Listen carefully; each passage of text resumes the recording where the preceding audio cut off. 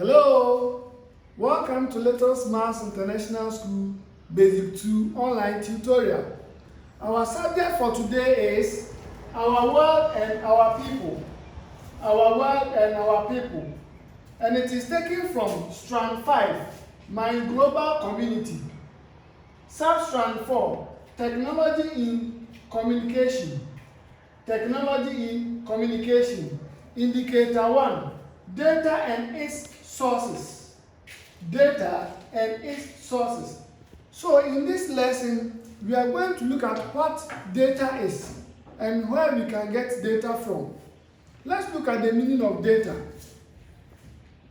Data is a raw or unorganized information. It is telling us that any information that is in the raw form or that has not yet been organized can be termed as data. Let's continue. Data can be collected by using different ways or methods. There are so many ways and methods of collecting data. We have so many methods and ways to collect data. And also, when we say source of data, that is where we can actually get the information from. That is the source of the data. Some sources of data are poster, road signs, newspaper, telephone calls, discussion, etc. All these are examples of sources of information or data. Let's look at forms of data collection.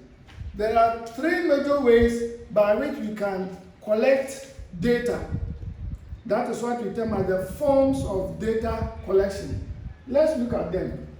The different ways by which we receive or send data are known as forms of data collection. These are, the first one is verbal form of data collection. Verbal form of data collection. When we say verbal form of data collection, what is it about? Verbal data collection means using words, like as I'm speaking, using words or questions, asking questions to get raw information. Where are you coming from? I want to know where you are coming from. That is where I put that question to you. I want a raw information from you. Let's look at some examples of verbal form of data collection. That is teaching. As I'm teaching, you are getting some forms of information from me, and it is a form of data collection. We have conversation. As we converse with friends or chat with them, we get a lot of information from them in a raw form. 3, we have the use of mobile phones or telephone. We make calls to get information in a raw form. Yes. Let's look at the uses of verbal communication. Uses of verbal communication. Words. Talking. 1. It is used for teaching. Verbal communication is used for teaching. As I'm teaching, I can't stand still with my mouth closed and tell you that I'm teaching you. I have to open my mouth and put out some words that will show that I am educating or teaching you. 2. It is used for singing. Verbal communication is used for singing. When we go to our various churches, we do sing.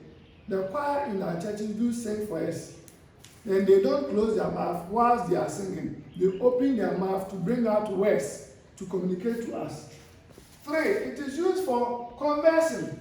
When you are conversing with your friend, you don't keep quiet and sit down. As the person puts out questions to you, you answer him or her, and you also tell him certain things that you know. Conversing is also a verbal communication. The second way to collect data is written form of data collection. We spoke about the verbal form of data collection. The second one is written form of data collection. Written data collection is a process of sending and receiving information in written form. what I've written on the board or what I wrote on the board is a written form of data collection. You can read from the board and get the information that I'm trying to put out right from what I've written. Let's look at some examples of written form of data collection. We have letters. Letters are being written to send information to other people at different places. We have class exercises. When we are doing exercises in class, the teacher put out some questions for you to answer, and it is a written form of data collection. The teacher wants to know what you have learned from the teaching. You have newspapers, posters, signs, text messages, etc. All these are forms of data or written data collection. Let's look at the uses of written data collection. Uses of written data collection. The first one is for announcement. We use written data collection for announcement to tell people about our products and our services in newspapers, in text messages. 2, for showing direction. Road signs are used to show direction. 3, they serve as a form of reference in the future. When you write things down and you want to collect them back, you can easily collect them because it has been written down and you have the hard copy. Let's go to the third form of data collection. That is body language. Body language.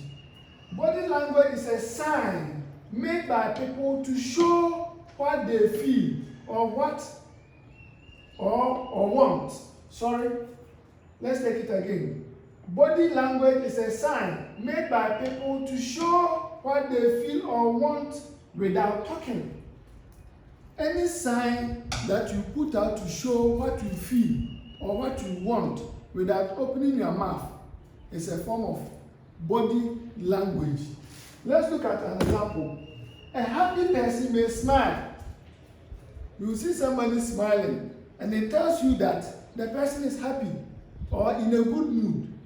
The person didn't open his or her mouth to tell you that I'm happy or I am in a good mood, but you saw the person smiling. That sign alone told you that the person is happy. 2, a sad person may cry. You can't see a baby crying and tell your mother that the baby is very happy. No. People do cry when they are sad. So crying sends an information of sadness. Let's come to uses of body language. What can we use body language for? 1, it is used to communicate, especially at the deaf and dumb. They use body language to communicate. When I nod my head like this to your question, I'm telling that yes or okay.